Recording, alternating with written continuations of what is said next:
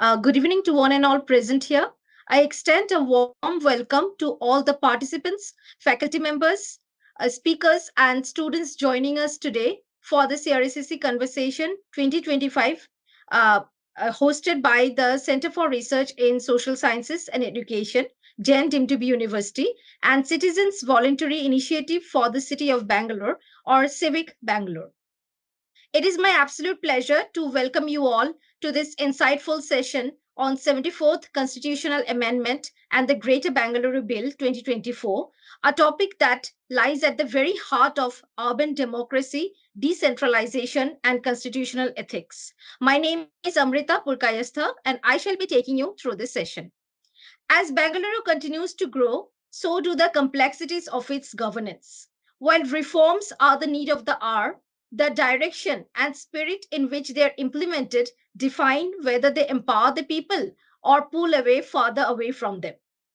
Today's session aims to critically examine the Greater Bangalore Governance Bill recently passed by the Karnataka Assembly.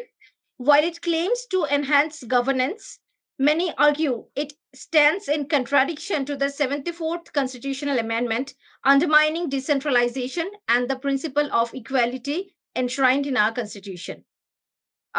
It is now my honor to introduce our distinguished speakers for this session. First, we have Mr. Sandeep Anirudhan. For that, I shall call my colleague, Dr. Avnish Kumar, to formally introduce him to you. Over to you, Avnish. Hi, good afternoon to all.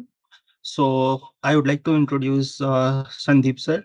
So Mr. Sandeep is a trustee at Civic Bangalore and the founder of Citizens Agenda for Bangalore, a platform dedicated to civic empowerment and democratic reform. A former serial entrepreneur, he has since channeled his energies into building conscious, sustainability-driven communities across Bangalore through his initiative, Conscious Communities. A familiar face on national television debates, Mr. Sandeep is actively engaged in strengthening grassroots democracy and governance. His work includes facilitating shadow ward committees, addressing urban lawlessness through citizen action, whether it's tackling illegal layouts, constructions, or borewells, and advocating for constitutionality and lawful urban governance. With a firm belief in participatory democracy, he envisions a livable, lawful, and sustainable Bangalore through empowered citizen involvement. Now, I would like to hand over the session to you, sir.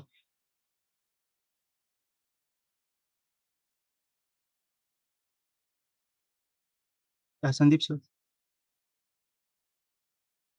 Sorry, I was muted. Thank you for your generous introduction. Shall I share my screen? Yeah, sure, sir. Yes, sir. So I'll keep my introduction to basically to 74th Amendment kind of simple. I'd like to go back to. Firstly, thank you for having me here. Forgot to thank you all. It's great to be amongst you, especially the youth. And these are discussions that generally don't happen among the youth about governance. Politics in general, I think, is very superficial in our country. At the same time, people are not so empowered. People generally have no idea. I mean, you can be an IIT engineer who graduates from the best engineering college in India, but typically wouldn't know how to get his own street fixed, will not know who the local corporator is, will not know what the local administration is about, what the laws and what the rules are. Is that right or wrong? Do you agree? Typically, I mean, the general conversation in our country revolves around very superficial issues of politics. It'll be about religion, it'll be about a lot of things that really don't matter to our lives. But when it comes to things that matter to our lives, how are our streets being maintained? Is there amenities on our street? Are they in good shape? how are potholes being fixed? Who's responsible for it? Is there water supply? If there isn't, how is it to be fixed? If is there, who are the officials who are responsible to us at our immediate neighborhood level, the ward engineers, or any of the number of services that we avail of every day? Who's managing them? What are the budgets involved? Who's how much money is being spent, and what are the outcomes? These are things that directly impact us and our lives, don't they? And how is it that we have very negligible information on it and very negligible control? We're not empowered to literally impact them. Is that by design? Is that what do you call it? Is that what the law says?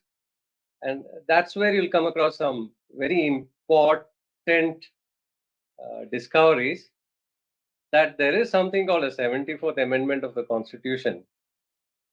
And this 74th Amendment was passed in 1992. It's also called the Nagarpalika Act. And we're talking of a good 33 years ago when this became law and it became part of our constitution. And how many people in our city are aware of it? How many people even know what powers and what roles it gives to every citizen to be engaged and to participate in his own or her own neighborhood and its management? You'd be shocked. So going back to the evolution of this act, we have to actually go back in history. A good 120 years back, there was a book that Gandhiji wrote called Hind Swaraj. Why is this book important? One, it was one of his first books, a work of genius, which motivated millions to join the freedom struggle. So when we talk about freedom, our freedom struggle and its leaders and its great movements, this is one of those watershed moments which actually stimulated people to actually become part of the freedom struggle. So there must have been something good about this book, isn't it? So what is this? It's a very short read. It's about 100 pages, and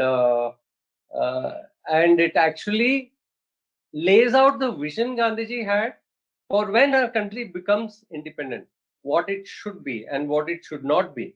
It's a very simple prescriptive book, and you'll be shocked to see that Gandhiji actually advocated for Swaraj, and his idea of Swaraj was that we have power over our immediate neighborhood and its resources, and everybody is able to have a say in its immediate governance.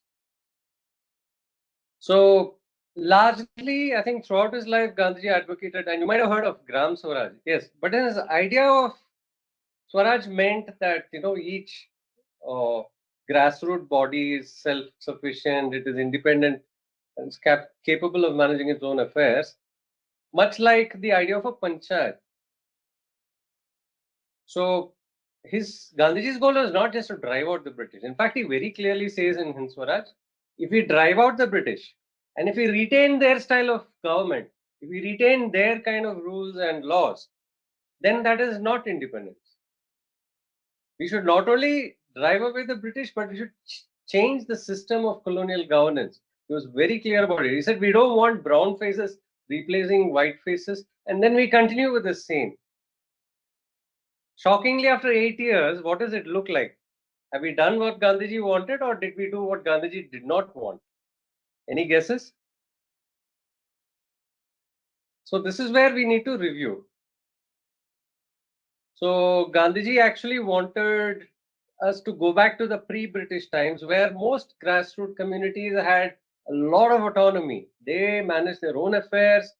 They managed literally everything about themselves. Occasionally, you used to have a king's, messengers coming and collecting a tax. Apart from that, the centralized rule never existed. which is why there was high levels of empowerment and high level of responsibility. People used to take care of their neighborhoods, their water bodies, their greenery. If you look at the history of Bengaluru itself, if you go back 1,000 years, it is actually the story of local communities who understood their immediate environment, neighborhood, and Bengaluru, which used to be largely a dry plateau, was converted into a blue-green habitat where life could thrive. Uh, about 2,000 lakes were built by local communities, and these were all done by individual communities. Of course, sometimes used to have patronage of kings and others, but the knowledge, the understanding of how to build these were very local. So, to put it simply, Gandhiji believed strongly in self-reliance, self-governance, people's ownership, people's participation. Why am I talking about that? The concept of, especially when you say, villages. Now, this is a map of Bengaluru. If you look at it, except for the center, in the middle there is a small area that's the traditional pete area, which used to be the fort. The rest of Bengaluru is actually villages. These are all clusters of villages which have all been agglomerated into one large city. So basically, truth be told, Bengaluru is actually it's actually a group of villages. Even now, if you went to the land records, you'll see that every area still retains identity as a village. So if you look at, say, a document of a property, it would refer to the taluk, and the under the taluk you'll have subdivisions and stuff like that, going all the way till the village, which village it is. So just reimagine Bengaluru uh, as a large uh, as a large group of village republics. How different would it be? Just try to imagine that, where every little village has it traditionally used to have a lot of control over its resources, about its budgets, about how it has to be maintained, everything. And now we are in a situation where we have control over nothing. So everybody living in every part of Bengaluru has to depend on a large centralized BBMP, which again doesn't seem to have any power of its own. It derives its power from the state government, and the state government keeps directing BBMP to do various things. The state government has about 15 to 16 parastatals, which control all the other services. So literally, we as citizens in Bengaluru are left with no power over the future of our city or its administration. So how did we land up like this? Unfortunately, after independence, there was a big goof up. This was, although Swaraj was a key demand of freedom fighters, it missed the boat in the constitution. The constitution recognized only the state and central government. Local governments had no constitutional status. And after 45 years, people started realizing that, everything is centralized and top down. And then efforts started to make a correction. And that, of course, a lot of things went wrong in that period because, it created an entrenched uh, system of governance uh, which which enabled top-down management. So people accumulated a lot of power at the top, which is one of the reasons the correction has been so difficult, because once people taste blood, they don't want to give it up.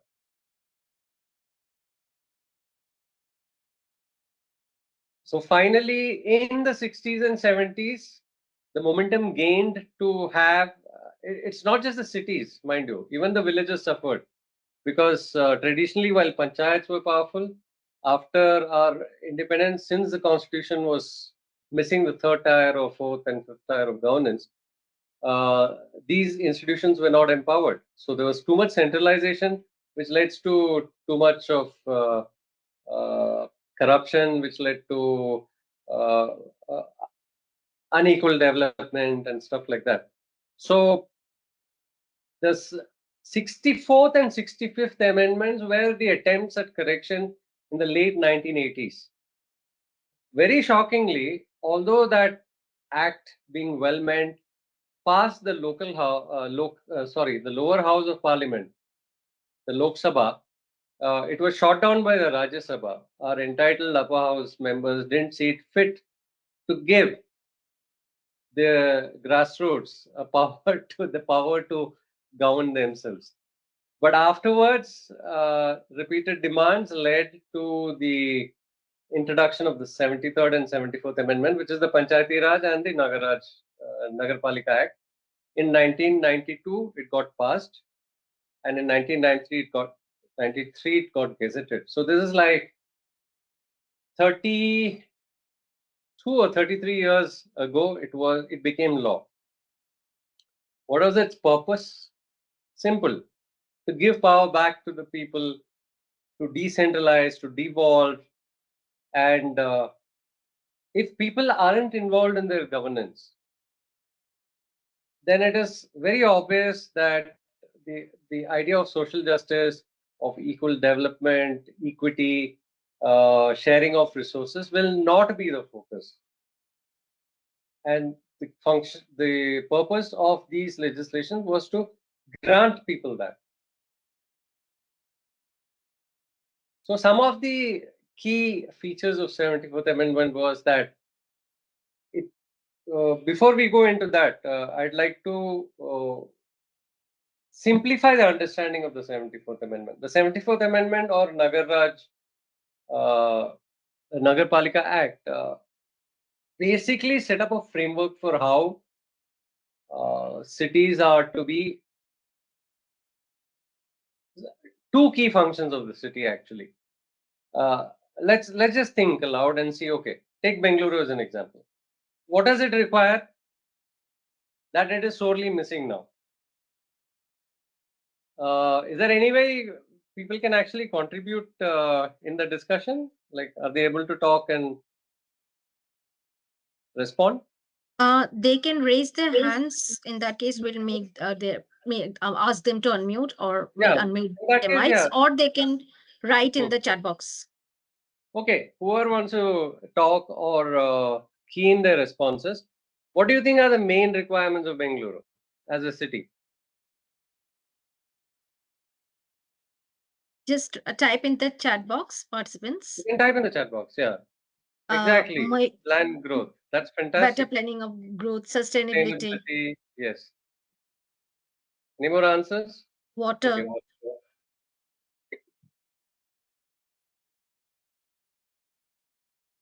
Is that all? basic Planning, public public utilities, utilities, civic civic amenities. amenities, Yes. Yes. better awareness. Yeah.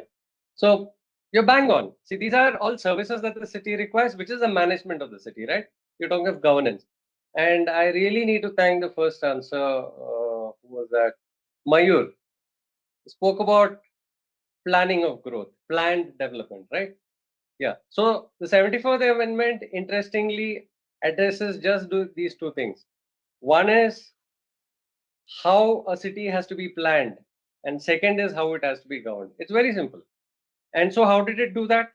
It has prescribed that every district, in places where there are large cities, you have to have a metropolitan planning committee, which would be the regional planning authority, or you would have a district planning committee, which is the regional planning authority. What does it do? It has to initiate planning for the region, integrating all the requirements in a holistic manner for all the urban settlements, which is the cities, towns, panchayats, everything that exists in that area, so that you can have coordinated planning, for which it is given powers to coordinate with all the agencies that exist there, including central government agencies. So this is such an important legislation because it establishes a regional planning authority, because planning, in whatever we do it for any kind of habitat, has to have a regional approach, otherwise it will never work, because an area is interdependent on its neighboring areas, and development also happens in a manner which impacts the neighboring areas. So today, if you look at our cities, it's spilling over and semi The peri-urban areas are expanding without planning. The panchayats are all getting overrun. So if you had a planning across a region, we could prevent these anomalies. We could, factor in the growth, provide proper amenities, provide planning, future planning, and also we could control the destruction of environment, which is going on, without a check. I'm sure all of you have seen that shocking image of IIC, right?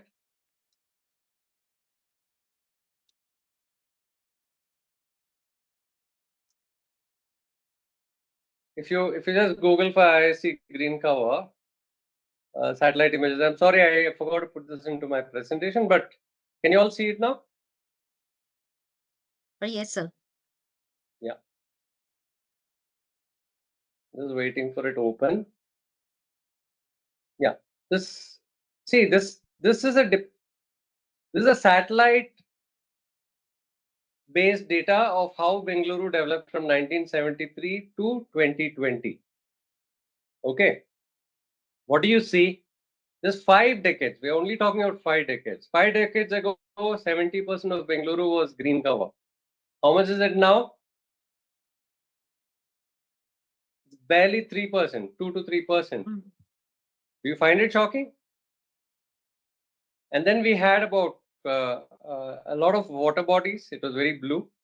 And now there's barely anything left, about 90 to 90. So basically, if you look at destruction of this scale, you're talking of 70% green cover becoming 2 or 3%. You're talking about 96 to 97% of destruction of green cover. And water bodies similar, 95% of our water bodies have got destroyed. And look at concretization. It used to be 8% in 1973. Now we are 95% plus, which means we have become a concrete desert. Is that desirable for any city? For heaven's sake, our city was a garden city, it was a city of lakes, you name it. This is what we have done to our city. Why? Because we didn't have planning, we didn't have local governance. This is exactly what happens to a place if we didn't have this in.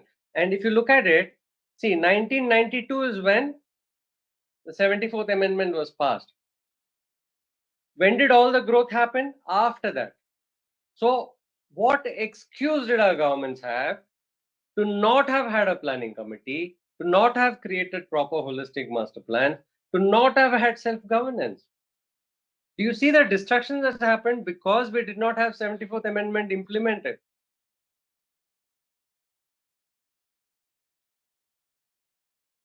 You've seen it all, right? So that I spoke about one aspect, which is the planning one. So the 74th Amendment clearly says that the city should have a planning authority in a regional sense. And every smaller area will have its own planning responsibility. In fact, the uh, Metropolitan Planning Committee's role is to integrate all the plans into one master plan. And there's supposed to be capacitation at area level, ward level, to have ward planning committees, area planning committees. Why?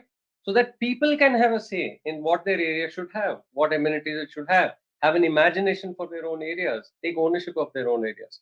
The second big thing the 74th Amendment says is that the city should have a devolved, decentralized, elected city government.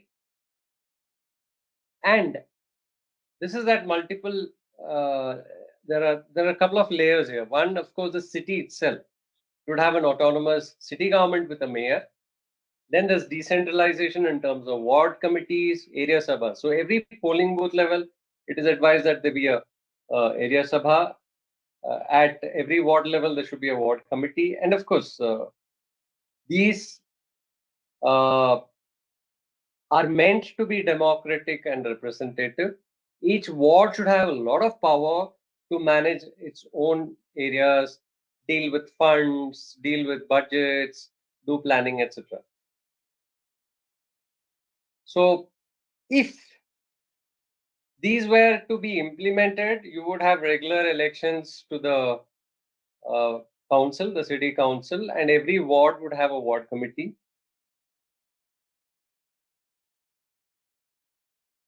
and there would be involvement of people in their local governance, grassroots governance, which means that they will obviously keep demanding for proper share of taxes. Uh, and of course, there are,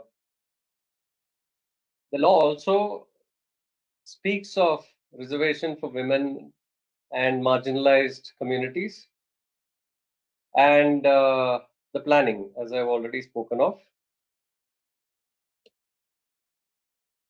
Now, also in the 74th Amendment is an illustrative list of 18 functions.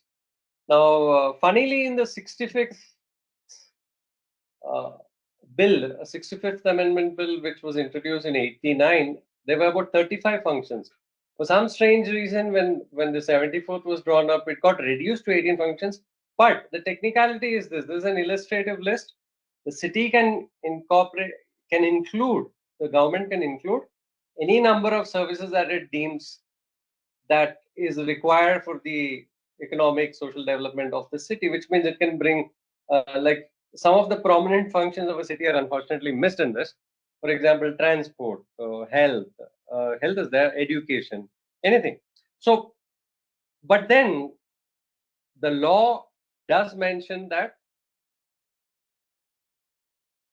it is an indicative, and any other function that is required be devolved to enable urban local self-government.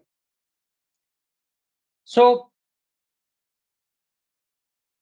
right now, Bengaluru is in a situation where for the last 33 years, we've actually avoided implementing the 74th Amendment, more or less.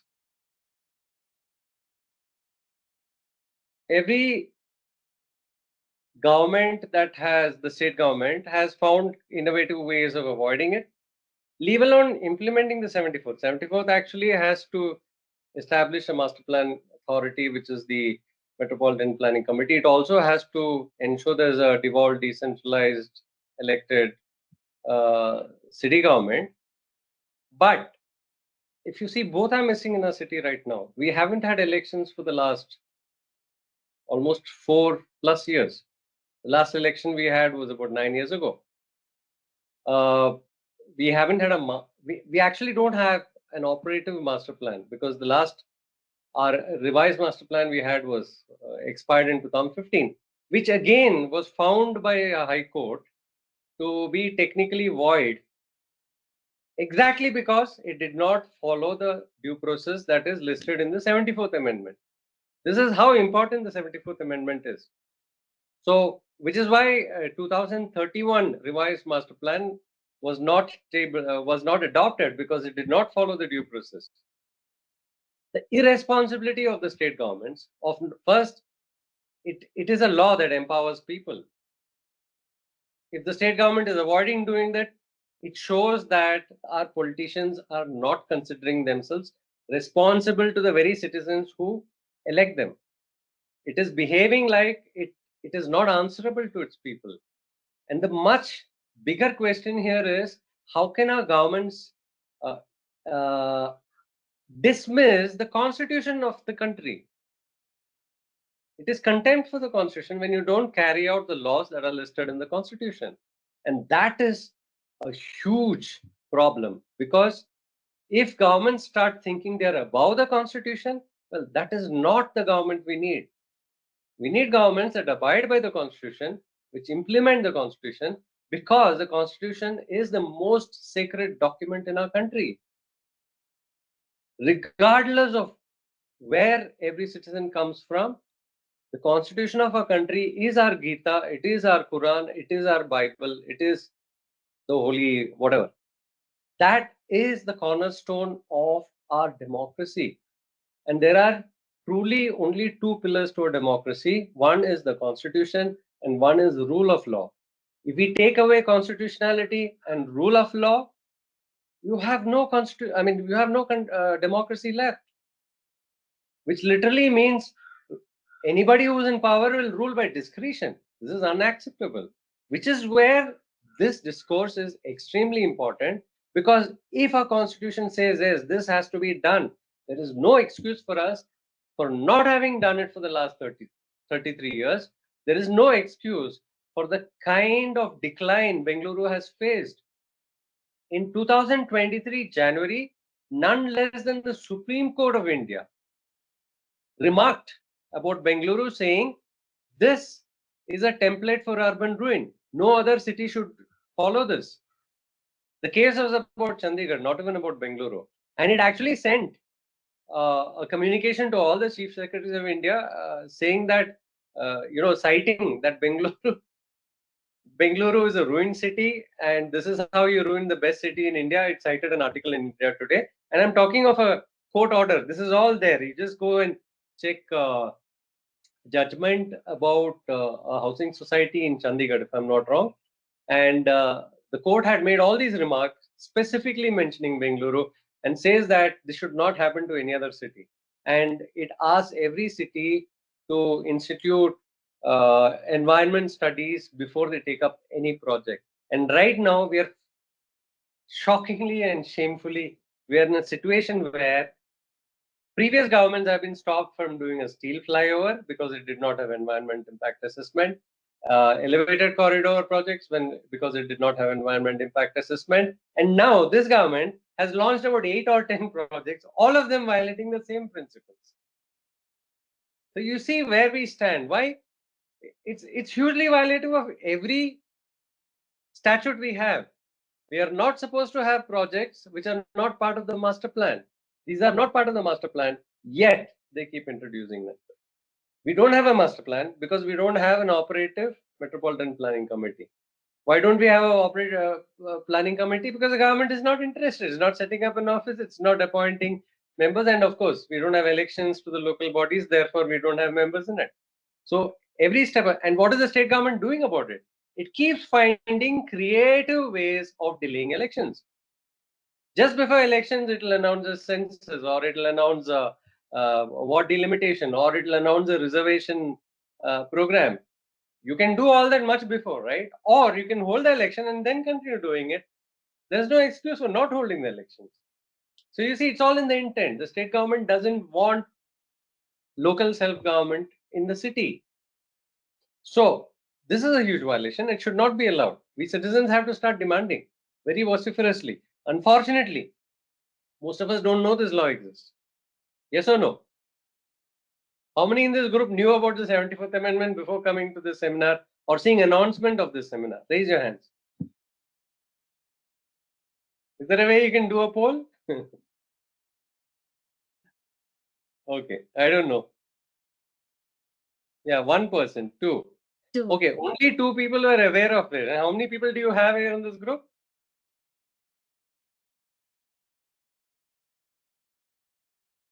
Right now we have 66 people. 59. Yeah, about, 66. Yeah, about 2 or 3 people were aware of this law. So this is the most important law for somebody who lives in Bengaluru.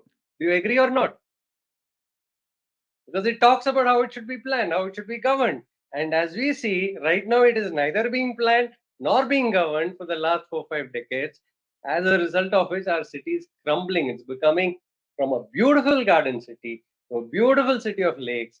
It's becoming a concrete slum, period. So I think the case is pretty much made that the 74th Amendment needs to be implemented, not today. It should have been done 3 decades ago, 5 days ago. But can we correct course today? And the government keeps claiming that it will correct course and keeps introducing some laws, which of course Kathyayini madam will speak about. It has been every attempt by the government to introduce a law regarding this usually turns out to be an attempted subversion, which is not very palatable. But have I exceeded my time? No, sir, it's okay. Okay. So do we switch to questions now? How do you want to proceed? Do you want questions now, or after the both the sessions are over, we can take the questions? Whatever I'm okay suits you, with sir. either. You can choose. I'm okay with either. If anybody has pressing questions they want answered right now, they can ask. Right now, So we have just one question from Dr. Mallikarjun. He has Huh. asked, what are the good parameters for flyovers and widening the roads? Okay, this is kind of off topic, but let me see. I'd like to focus on the process. Building roads, building flyovers, building widening of roads are not rocket science. These have been done for decades throughout the world, right?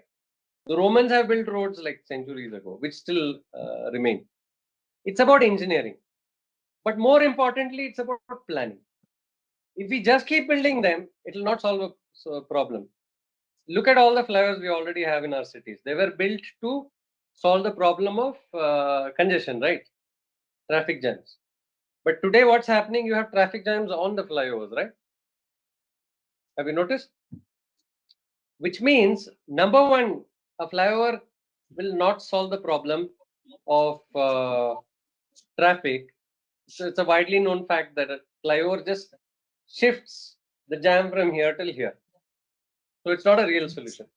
If you have to have a real solution, you have to have a proper study of the city's uh, commute requirements. You have to study the origin destination. You have to build a plan which incorporates largely mass transit, because a city has high density of people. If 5% of people own cars, it will already lead to traffic jam. Imagine if 50% of the population owns cars and people are already living here. Can you keep widening roads forever? Then you'll need to widen roads so much that the entire city will be only roads. So is that a solution? You'll only have flyovers in the city. You won't have homes. So, which is why you need master planning. You need to have a holistic plan. You need to apply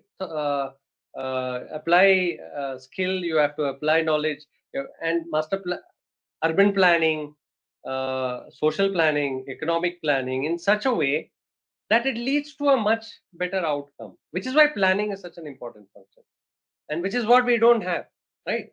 So you shouldn't look at this as, oh, shall we discuss a flyover? That's very wrong. That's what we're doing wrong. You should look at where is the master plan for the city? What are the mass transit options we're going to build? What is the density of the mass transit? Then do we require roads? If we had good mass transit, you will not require roads. Go to Singapore, go to Tokyo. Nobody owns cars there. Why? Because they have excellent mass transit. You can get around the city without it. You don't have to go to Singapore and Tokyo actually. Go to Mumbai. Mumbai has an excellent suburban rail network, so nobody owns cars or bikes. Even the rich take the suburban train. So, what is the lesson and how do we apply it to our city? Instead of that, what do we do? Because we don't have a proper system of self government, decision making is happening in the state government. State government is filled with ministers who are from all over the place. They don't care about the city. So, what do? Everybody who walks into their office and says, here is I'm putting it very crassly, okay? They'll come with a suitcase and say, sir, announce one project, give me so many crores, I'll give you half of it. This is how projects get planned. When you look at a flyover, it's basically a briefcase being exchanged by a politician and a contractor. When you're talking of widening of roads, it's just a briefcase being exchanged between a politician and a contractor. There is no planning. This is the problem with our city. Why? Because 74th Amendment is not implemented. It's also another question. The possibility of privatizing segments of, see, the question of how you carry out something, whether it's private, whether it's public or whatever, that is inconsequential. How we arrive there, I'm talking the process. If the process is right, you'll have proper planning and you'll also have proper execution. Whether it happens through a state-owned corporation or like if you take a simple example, should buses be owned only by BMTC? Or should we have four corporations which are private, like Tatas and Birlas and everybody, Wipro, everybody set up a bus corporation and let them all compete? Or you can have modern ones where, on call you can get buses. We used to have one 4-5 years ago, which got shut down. But these are inconsequential. What is the policy we have to follow? How do we ensure everybody has access to the buses? That's what should be done at the policy level, at the MPC level, at the city government level, and the BMLTA. We passed a new bill called BMLTA. Just like all the MPC, it's only on paper. We don't have it operationalized. So we don't have a transport authority. If we had these and if they were functional, we would solve the problems. It doesn't matter whether it's private or public. The reason we don't have outcomes is not because if it is private or public, it is because we don't have a system, we don't have a process. So, Madhavi, I hope I've answered your question. Chintala is asking what will encourage citizen participation. Yeah, if people, Chintala, the question is this: today you became aware of the 74th Amendment and what it promises. So, what will you do now? Will you not start demanding?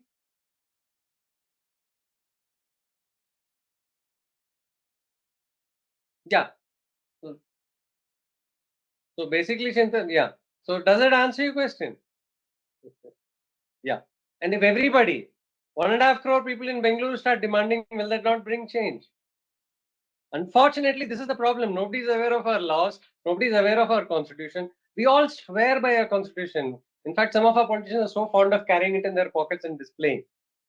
Are they aware of what's written inside it?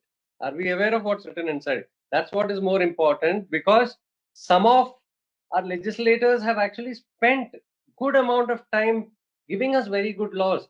We have some of the best laws in the world. If you are aware of them and if you utilize them, we can really take our country forward. Isn't that important?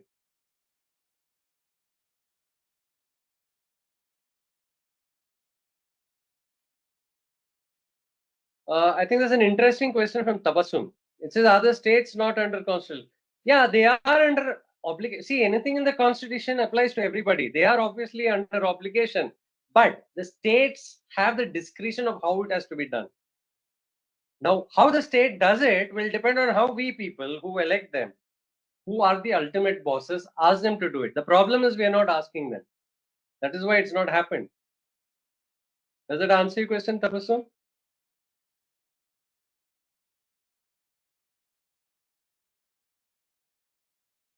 Chintala, that's a very interesting question you're asking. How can we bring all of them together to make them demand? Yes, Chintala, see, today you are 66 people on this group. All right. You have decided to have a discussion on 74th Amendment. This is I think 80% of that challenge already addressed. You have become aware of a law, you have realized how important it is, and you are saying, yes, I want to do something about it. 80% of the battle is won. 20% is actually going around and spreading this around, getting more people to do this. Create more conversations, create more awareness, and create a demand, create a mass demand for this to happen. And I'm sure it will happen. See, very often the biggest revolutions in the world, you read about it, the French Revolution, Russian Revolution, or our freedom struggle, for instance. Don't assume that, the entire country was fighting the freedom struggle. No, people are going about their lives. A lot of Indians are actually working for the British. In fact, today also, like, if you generally talk to your friends, you'll find one of them saying, oh, my great grandfather was used to work for the British. They're very proud about it. A small section of people fought for our freedoms. Typically, even if 3% of a population start making a demand, it brings about that change. 3% of the population is the tipping point for any revolution. So imagine 66 people here is actually 0.001%. If you just get all the students of your age, if all of you start talking about this, and if all of you start doing programs in every college, and if all of you start a youth movement demanding we want change, we want 74th Amendment implemented, within 4-5 years, I'm sure it will be done. Does it answer your question, Chintala?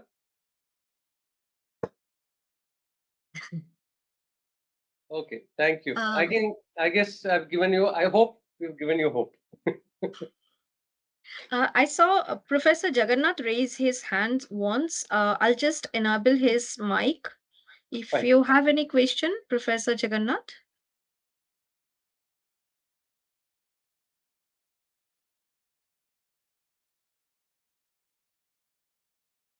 Might have been accidental. Yeah, maybe. Okay, then let's request Mm. Kathyayini madam to do the next. Yeah. Thank you, sir, for your wonderful presentation. You're welcome. Thank you so much. Before I call or hand over Kathyayini madam to the session, I'll ask my colleague, Dr. Naveen Kumar, to formally introduce her to you. Naveen, over to you. Yeah, yes. I'm glad to introduce Kathyayini Chamaraj, ma'am. She's Executive Trustee of Civic Bangalore, a respected civil society organization committed to strengthening the democratic governance. With a background in journalism, she was formerly a freelance journalist and continues to contribute regularly as columnist for Deccan Herald, offering the sharp insights into the public affairs. Over the years, ma'am has been prominent voice in Bangalore and Karnataka on issues of civic importance. For advocacy has played a key role in shaping discourse and policy around out-of-school children, solid waste management, public health, and citizen participation in governance. Known for her unwavering commitment to inclusive and transparent governance, she brings both deep expertise and grassroots experience to any dialogue on urban reform, and democratic accountability. Welcome you, ma'am. Thank you so much for that very encouraging introduction. And thanks to Jain University for giving this opportunity. And thanks to all the persons who are participating today. So Sandeep has laid a very good foundation about the 74th Amendment so that you will be able to understand what I am going to talk about, which is about the Greater Bengaluru Governance Bill, which is being imposed on us. So I would like to share my screen. So let me try and see if I can share it. 1 minute.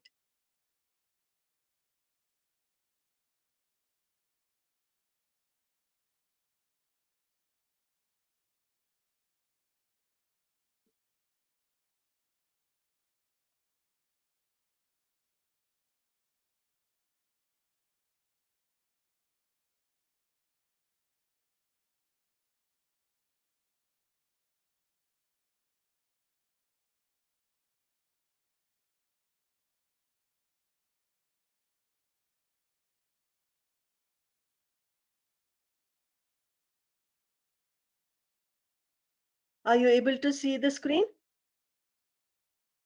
Yes, ma'am. Yeah, okay.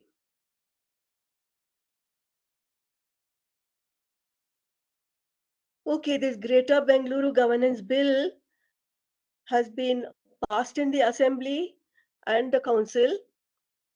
And so we have been protesting about the way this bill has been brought. And our very first protest is that bringing in the Greater Bengaluru Governance Bill without holding first BBMP elections is a violation of the Constitution. Now, Sandeep told you that regular elections is very much the first requirement under the 74th Amendment. And it says that no election can be postponed for more than 6 months. But we have a situation where no election has been held to BBMP for more than 4 years. So any restructuring of BBMP government should and can be done only after the elections. That's what we are saying, because the local council should have a say in it, what kind of governance structure they want. And so not having the election should not be held out as a reason for, I mean, for postponing the elections. We should not have that as a reason. And State Election Commission, why has it not held the election on time? Why? Because delay in holding elections to urban local self-government is largely due to the power for delimitation of wards and the fixing of reservations and issuing of the notification for elections being in the hands of the state government. While framing the conformity legislation under the 74th Amendment, because urban development is a state subject, the state was allowed to form its own law on how it will bring the 74th Amendment into its state laws. And what they did was they kept this power with the state government. They did not give it to the State Election Commission. The power to do the reservation and the delimitation of wards should have been given to the State Election Commission because it's a autonomous body. Now, at least in the Greater Bengaluru Governance Bill which they brought, they should have handed over the power to the State Election Commission if they were so determined to follow the Constitution, which they claimed that they are doing. But they have not handed over this power to the State Election Commission. So even if GBGB comes, I'll call it GBGB, Greater Bengaluru Governance Bill, this delay in elections will continue to happen because the power has not been given to them. So this should have been done so that the task of delimitation and reservation and elections are conducted every 5 years on time without fail by the State Election Commission. Because if you leave it to the State Election Commission, which is an independent body, not ruled by politicians, it has only bureaucrats there, they would follow the law and do it on time. That is how assembly election, Lok Sabha election is never delayed, because the delimitation commissions are set up by the Central Election Commission in those cases, and they do it automatically every 5 years. Now, that power has not been given to our State Election Commission. The GBGB is not also doing it. That is why we will continue to have delayed elections. And we are claiming, or we are saying very strongly, that the Greater Bangalore Authority, which is being set up under the Greater Bangalore Governance Bill, it violates the letter and spirit of the 74th Amendment. And the whole purpose seems to be of GBGB to discard the 74th Amendment. Because why are the MLAs not interested in giving power to the third tier of government? They want to hold all the power over Bengaluru's resources in their hands. That is in the hands of the MLAs and the ministers who are in the second tier of government, the state government. So actually, the 74th Amendment, as already Sandeep told you, mandates power to the people. That is devolution of powers from the second tier of the government to the third tier, that is the BBMP, empowering it to be an urban local self-government. Meaning of self-government is that the upper tier should not be interfering in the affairs of the third tier.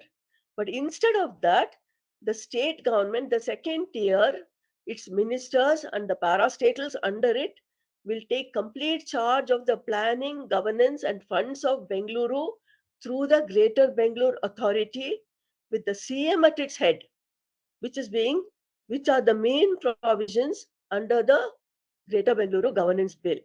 So they are setting up under the Greater Bengaluru Governance Bill an authority called the Greater Bengaluru Authority, and it is full of the second tier officials, ministers, and parastatals under it, and they are going to take complete charge of planning, governance, and the funds of Bengaluru, with the CM as the head.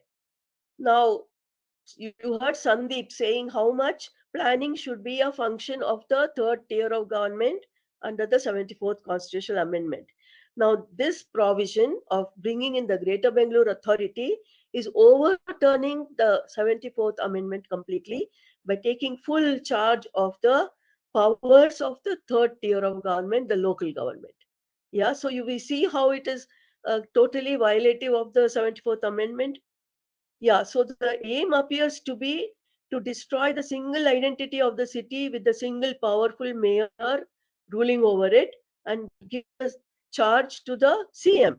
Now, CM is ruling the entire state. How much time will he have to rule Bengaluru, under the Greater Bangalore Authority? So it will be mostly the bureaucrats who will run it.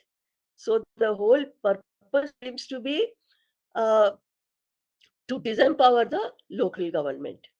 And also, they are saying that they want to split Bengaluru into 7 municipal corporations.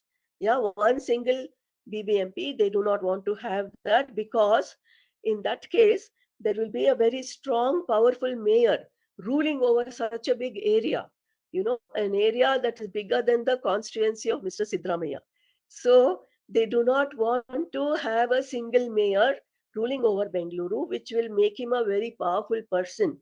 So they want to split uh, so this they want to split Bengaluru. They are saying in the GBG that there will be 7 municipal corporations instead of 1.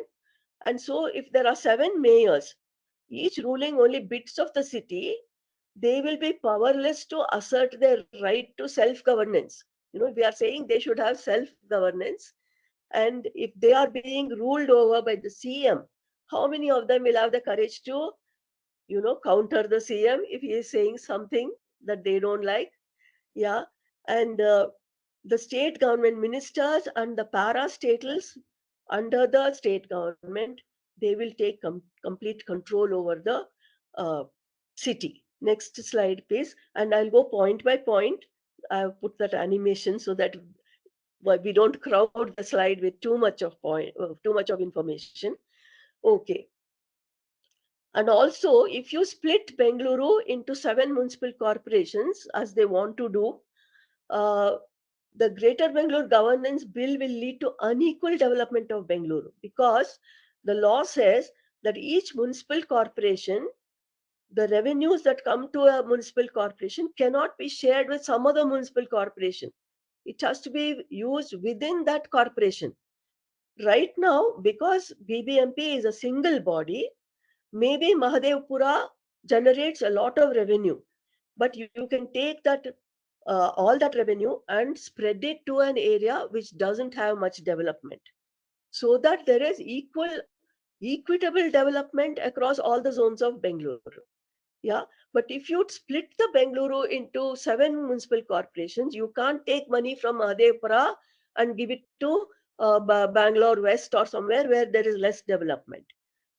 Next, you can proceed once I finish with the point. Yeah. So we will not be able to use the revenue from one corporation in the other. Next, please.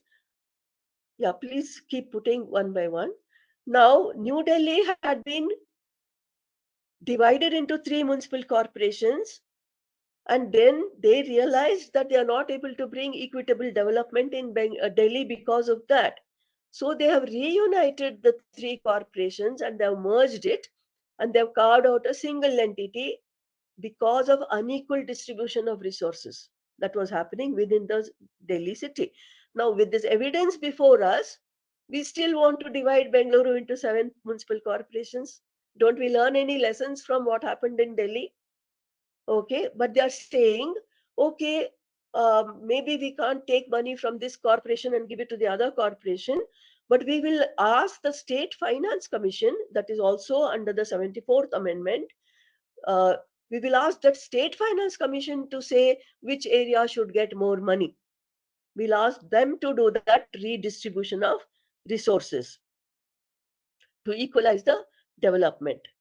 But we are saying you cannot rely on the grants from the State Finance Commission uh, from the state government or the center to do equal development, because these amounts are not statutorily fixed. State government will promise, yes, I'll give you 6,000 crores. But very often we know they don't give it. They'll give only 3,000 crores. So how will you do the equitable development if there's no statutorily fixed amount that is coming to you? And the next, please. Yeah.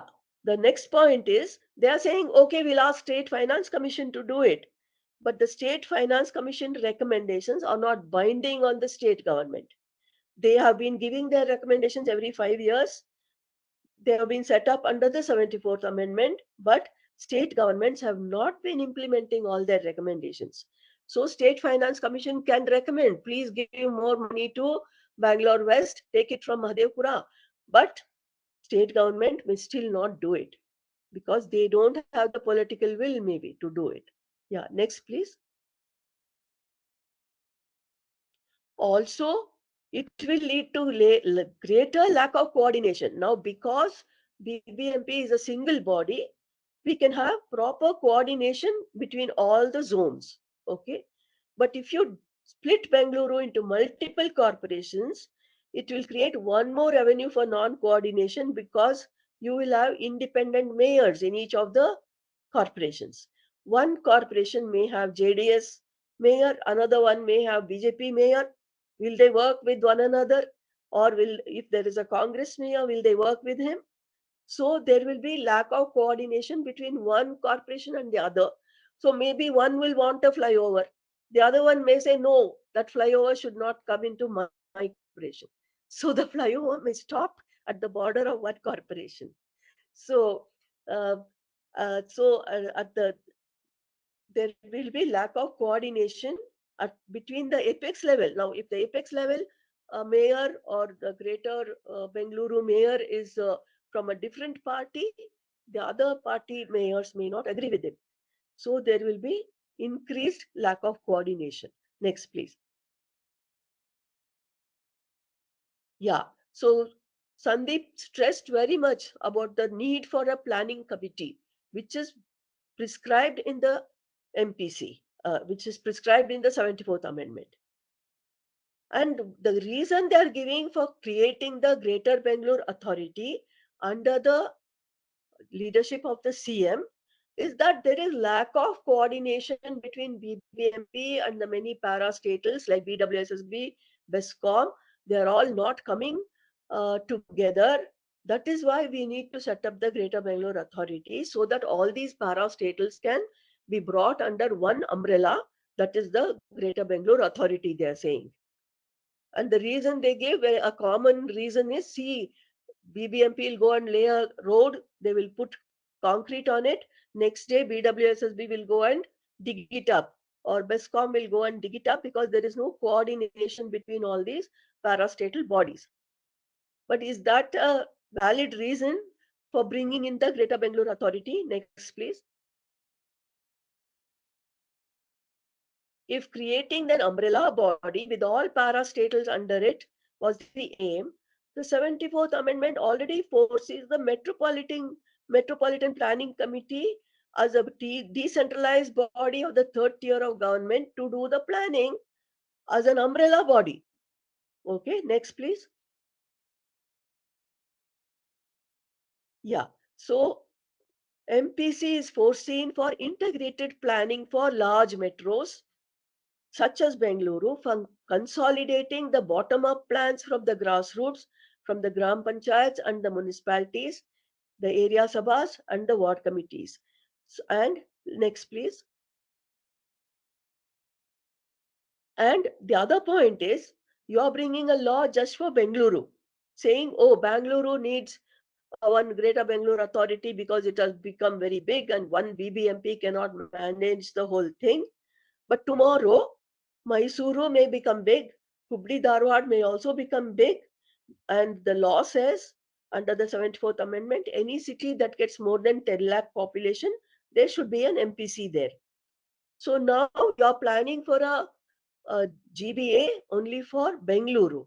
What will you do when Mysuru and Hubli Dharwad also need a bigger planning body?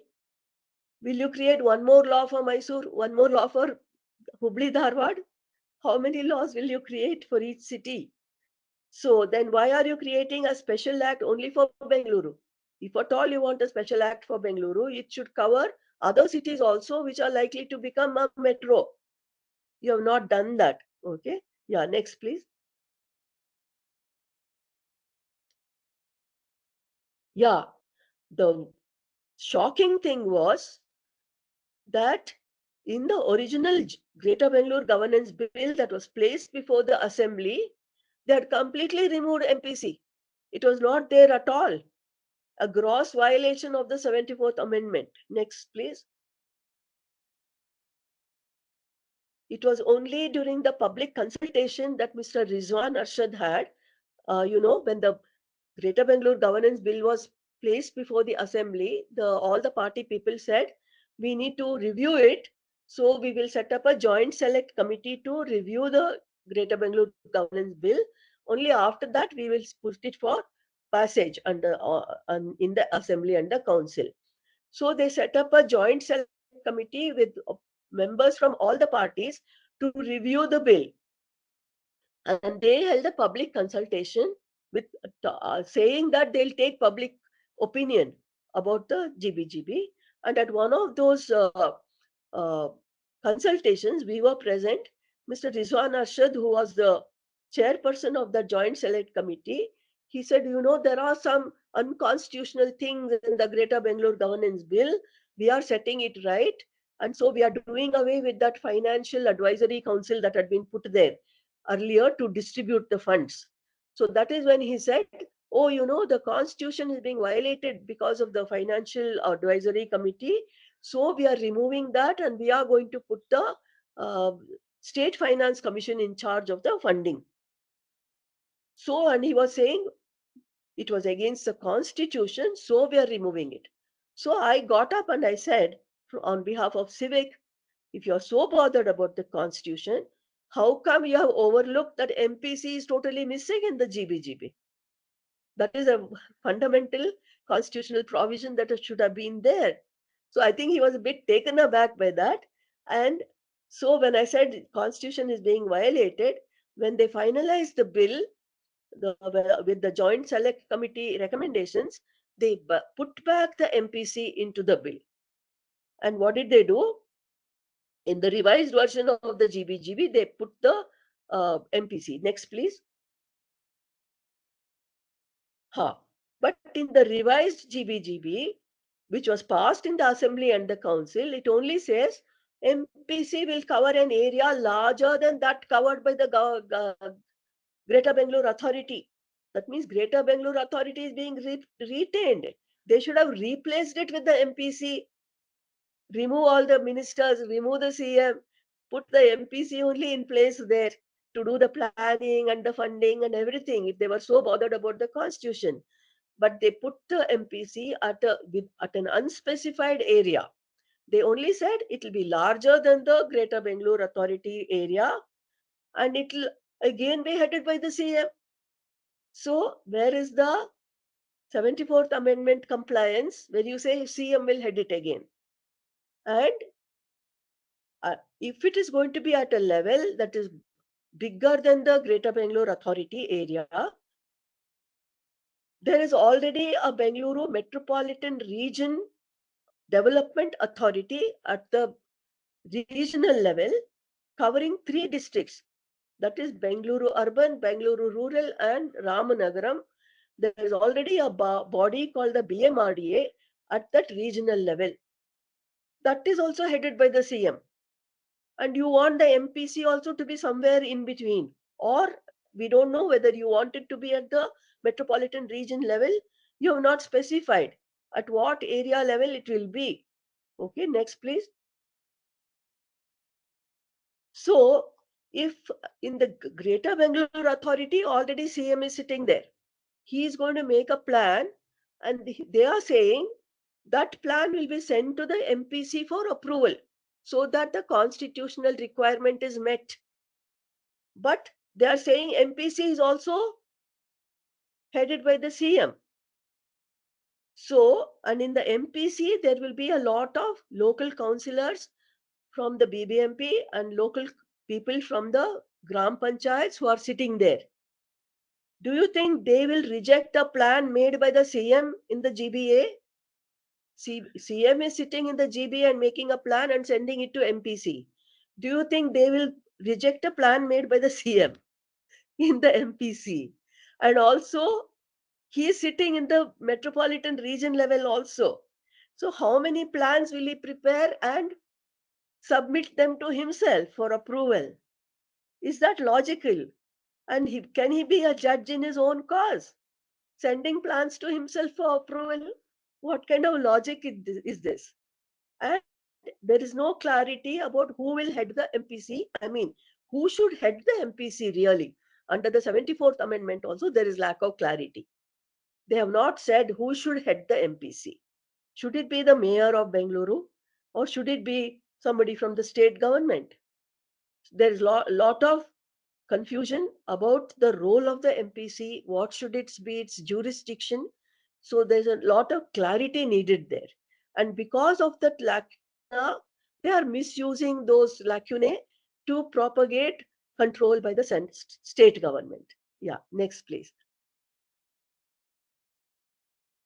And the bigger thing is, see, at the planning level, MPC, we don't know what power it will have and whether it can make independent plans, which it is supposed to do with the CM sitting everywhere.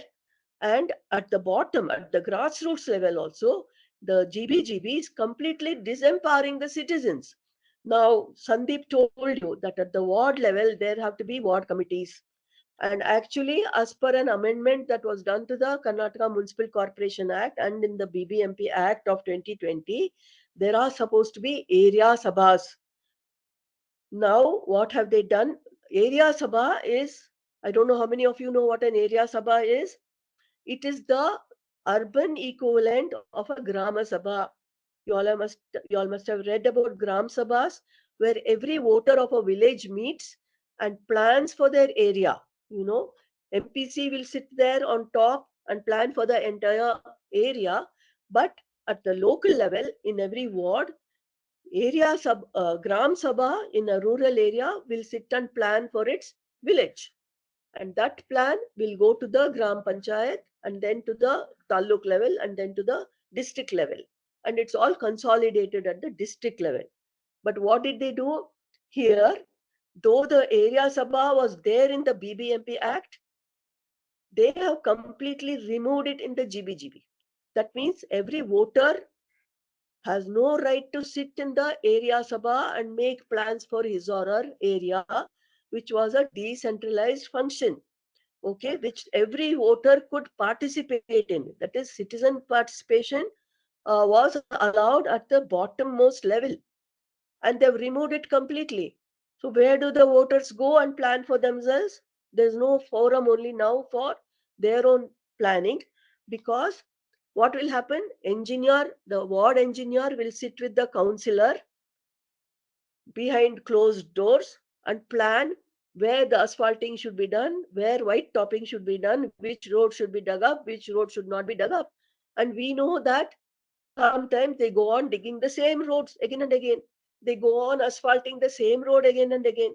But if citizens had been allowed to plan, they would have decided which road should be asphalted, which road is really bad, which needs asphalting. You know, now that power has been taken away. Next, please. And the ward committee, which is supposed to be have representatives from every area as members of the ward committee, that has been made a mere advisory body. So, okay, some people are nominated to the ward committees. Now they have stuck to the provision of nominating the ward committee members, and the people are not being allowed to select them. And they will sit in the ward committee and take decisions, but their decisions are only advisory in nature, which means, next please, veto power has been given to the councillor on the ward committee decisions. He can sit and say, no, I don't like this decision of the ward committee. I would rather asphalt this road only. I don't like your idea of asphalting the other road, you know. Or the ward committee may say, look, this garbage contractor is not at all lifting the garbage properly. We want his contract cancelled. They may decide like that. But maybe the councillor is in cahoots with the contractor and the ward engineer, and he may say, no, no, no, I want to continue this contractor. you know so if he is given the veto power, what is the decision making power that the area sabha or the ward committee has, or the people have in the decision making for the ward? The other big thing is, every municipality is given the power to frame bylaws.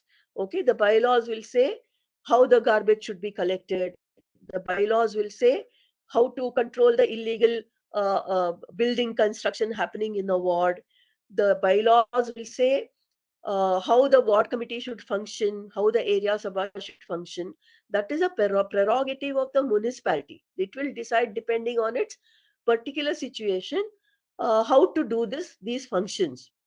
Now, in the Greater Bangalore Authority bill, they are doing, they are saying that even the bylaws will be thrust on the municipality by the Greater Bangalore Authority with the CM at the head. So the complete prerogative of the municipality to work independently is also being taken away. So all the power is being centralized in the Greater Bangalore Authority under the CM, and all these bodies which allowed citizen participation, which allowed the municipality power over its own areas, it is being taken away and centralized. Instead of decentralization, we are centralizing everything. But in contrast, what does it say about in the rural area about the Gram Sabha? It says the decision of the Gram Sabha in the rural area is ultimate and final. Not even the Gram Panchayat can change the decision of the Gram Sabha, which is arrived at by the voters themselves. They plan for their area, and that cannot be changed by any other upper level body in the rural area. Now, why this difference between the law for the rural area and for the law and in the law for the urban area? Why are they so interested in controlling the urban area? Because so much of money comes to Bangalore. Or, Bengaluru generates more than, I don't know how much percentage of the GDP of the state. And the rural areas may not be generating that amount of revenue. So the MLAs and the ministers want to have total control over the revenues coming from Bangalore. That is why they are bringing this whole GBA and the GBGB so that they can control. And they have also introduced one more violative principle of the 74th Amendment. They have brought in a MLA-led constituency level advisory and coordinating committee between the Ward Sabha and the BBMP or the municipal corporation. Now, if they split the municipal corporation into 7, they are going to have within the corporation MLA-led constituencies, MLA-led committees. That is again violative of the 74th Amendment because you are directly bringing second tier of MLA to handle third tier governance. This is also totally violative. Next, please. Yeah, so that is in brief what is there in the GBGB, which is all against the total letter and spirit of the 74th Amendment. So simultaneously, we have written to the governor pointing out all these lacunae and telling him now the revised GBGB, even though we protested, it was passed by the assembly and the council, yeah, with all these violations built into it. So now the role was the bill was with the governor to give his assent to the bill. So then we realized unless we give a memorandum to the governor and to tell him all these violations are happening, please don't give your assent to this bill. We did that. We sent a memorandum to him, and we also gave him our recommendations for how a law should be for urban local self-government, really, what should be the alternative law. We have given it to the governor for his consideration, and based on that we want him to not give assent to this GBGB, which has been passed by the assembly and the council. So what are we asking for? Next, please. Yeah, we are saying don't split BBMP into several corporations because as I told you, equitable development cannot come under that when you have 7 different corporations. So the better thing is to have zonal councils under one apex BBMP. And this was already there. Next, please. It was already there in the BBMP Act. And this idea of a zonal council, that is, you decentralize, you're saying one BBMP is not able to control whole of uh, BBMP area, Bengaluru area. That is why governance is not okay. That's why we need to split Bengaluru into so many corporations. But what we are saying is, if you have zonal councils also, you can effectively decentralize powers. And the National Commission to Review the Working of the Constitution had suggested this, that in a big city like a metro, where you think one BBMP at the apex cannot control what is happening in all the 7 corners of the city, you set up zonal councils. And what are these zonal councils? Next, please. A zonal council, it already was existing in the BBMP Act, and it will have all the zonal councillors.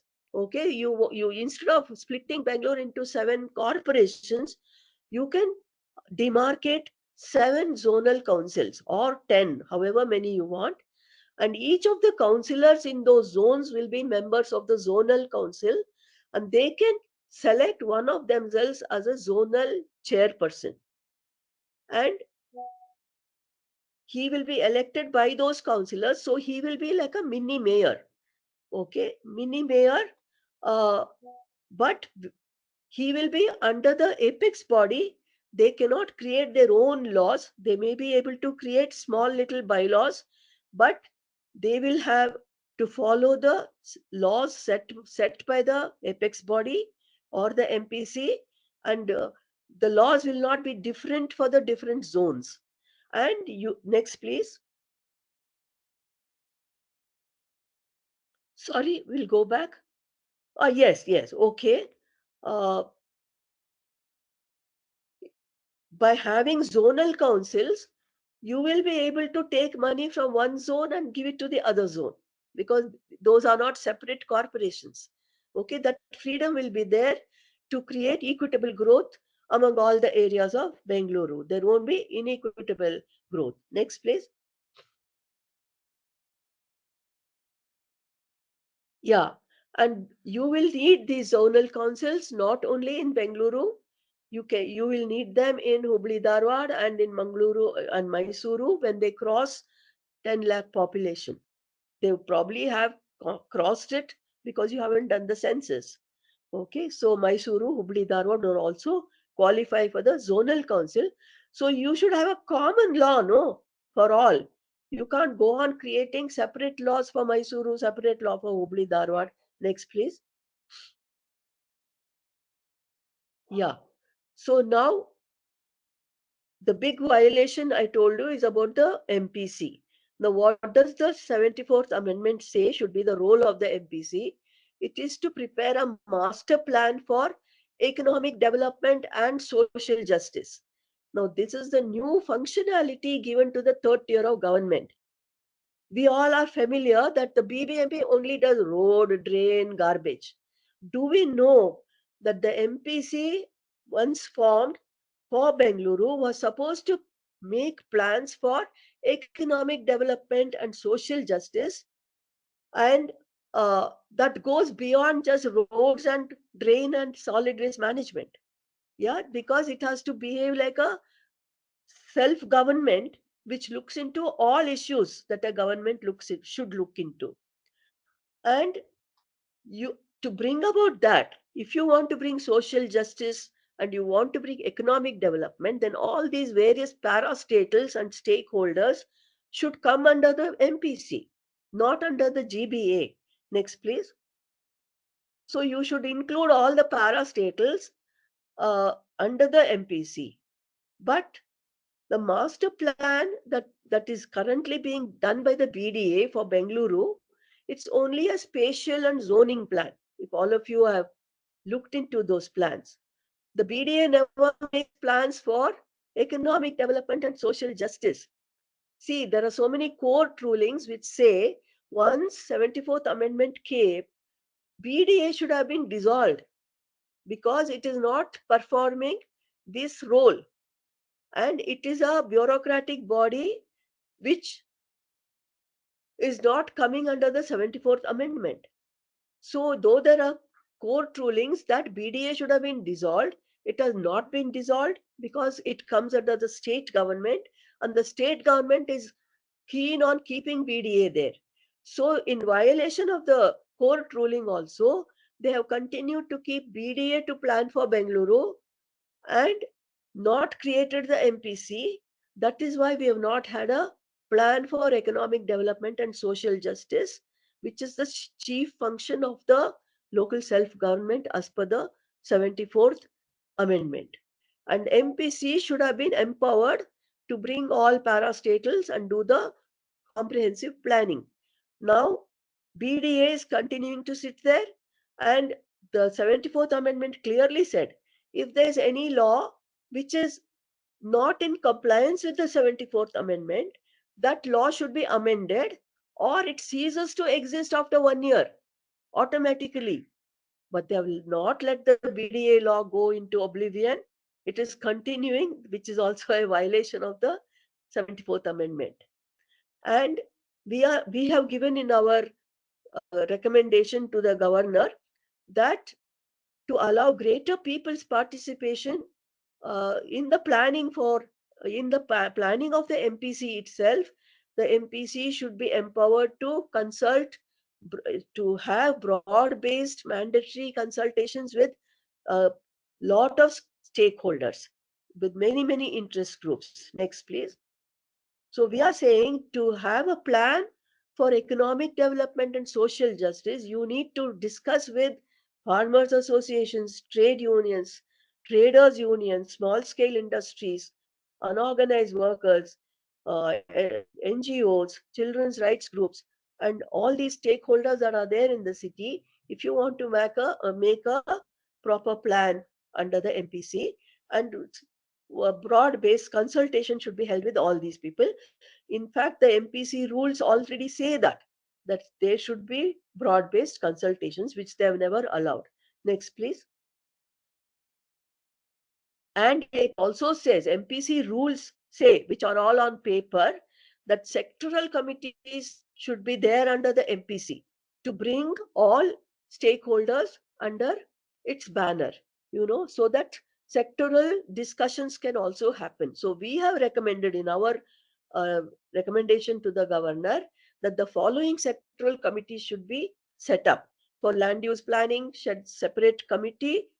For water, sewerage and sanitation, an integrated committee which will look into water, not the groundwater board is there, BBMP is there to supply water, lakes are being looked after by somebody else, and the storm water is under somebody else, lake water is under somebody else. So we are saying there should be a sectoral committee bringing all these bodies together so that there is an integrated plan for water, sewerage, and sanitation also, so that integrated planning for water can come about in Bengaluru. Because of the absence of such a sectoral committee, we have water flooding your houses when it rains, and no water coming to your house through your water tap, because there is no integrated planning. And we need a separate sectoral committee to manage health, education, early childhood care and education, for human development to happen, and to really bring sustainable development goal into the objectives of the MPC. And you need a separate committee for urban poverty alleviation and housing. Now, why do you think so many migrants are coming here, and you see the way they are living? They are being given tin sheds without windows and doors. Where is the temporary housing, decent housing for the migrants who come to Bengaluru? So all that should be taken care of by having a separate sectoral committee to look at housing, and to also look at issues of the marginalized. And you need to plan comprehensively for skill training, and to bring about economic development, livelihood enhancement, and also to provide social security. And you need separate committees for these other infrastructure issues like power and railways and roads and so on. And of course, to look at sustainable environmental development, we need a separate committee to look at all the parks, playgrounds, environment in a comprehensive way. Yeah. Next, please. Yeah. The big thing that we have brought to the attention of the governor is that you're bringing a law for Bengaluru, separate law. There's already a separate Karnataka Municipal Corporation Act for the municipal corporations, KMC Act. And you also have a Karnataka Municipalities Act for the smaller cities, okay, which are less than the corporation. And in each of these laws, you have different ways of ruling the cities, especially the way the citizens of the the citizens are empowered in each of these laws. Okay, so we have told the governor there is inequality before law among the same urban citizens under all these three laws. We have also filed a public interest litigation about it.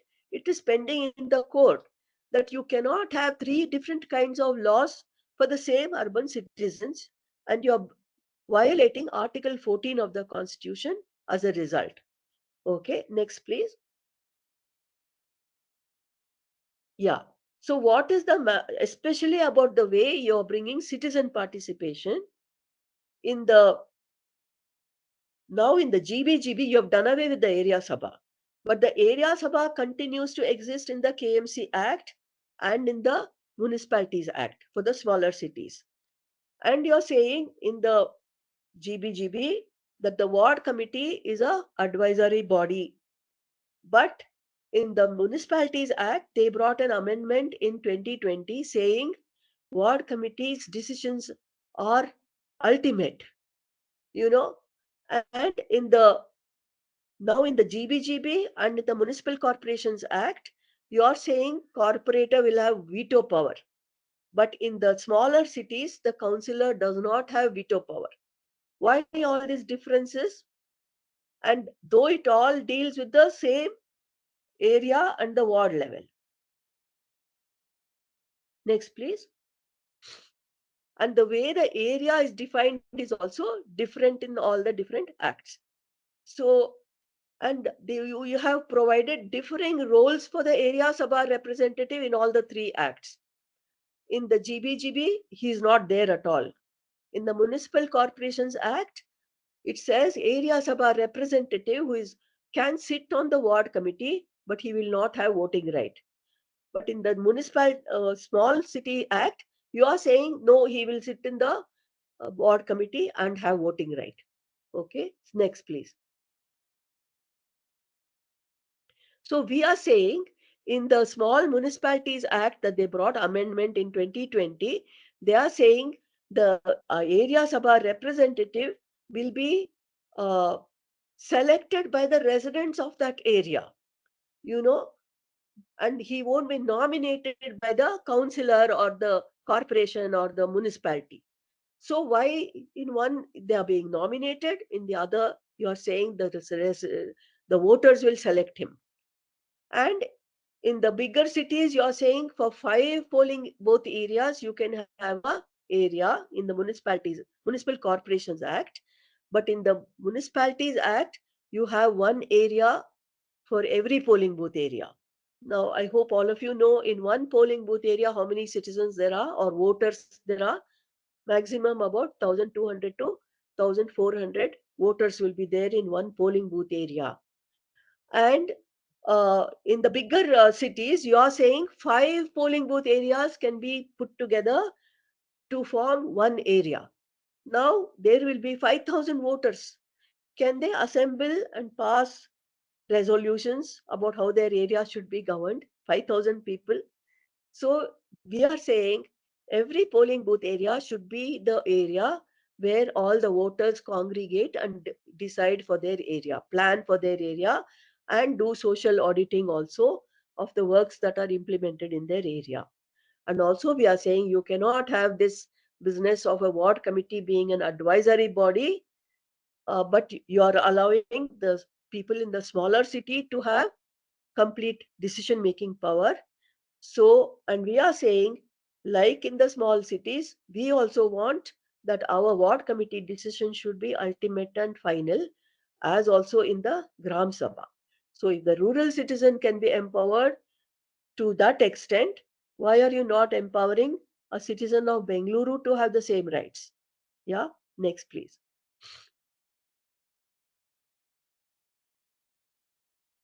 Not moving.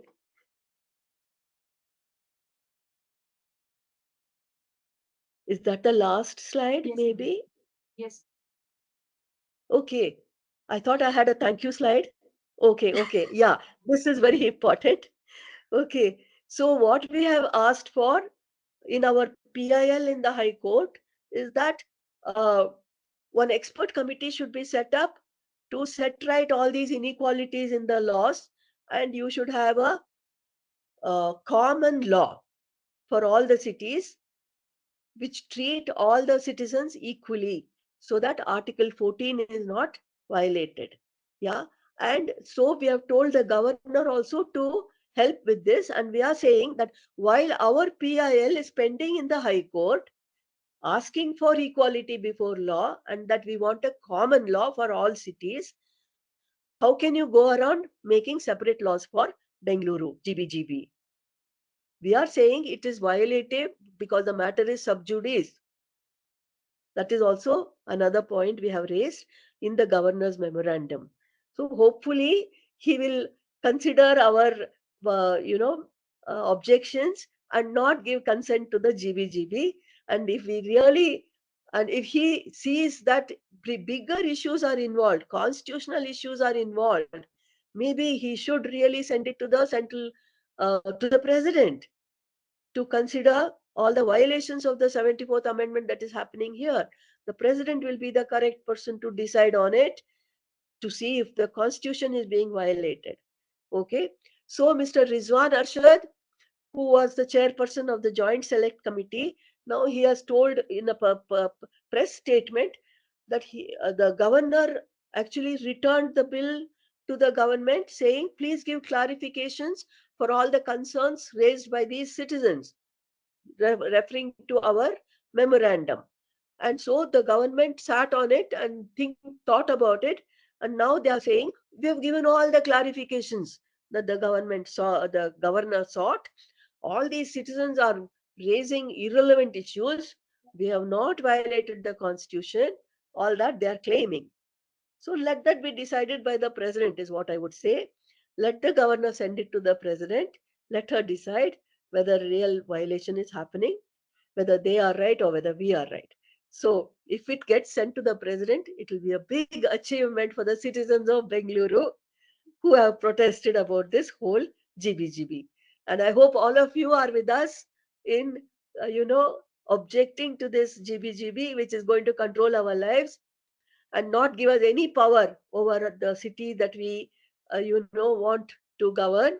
And uh, with respect to that, I would like to remind you all that we have put a petition in jatka.org and also in change.org, asking all of you to sign a petition saying that GBGB should be withdrawn.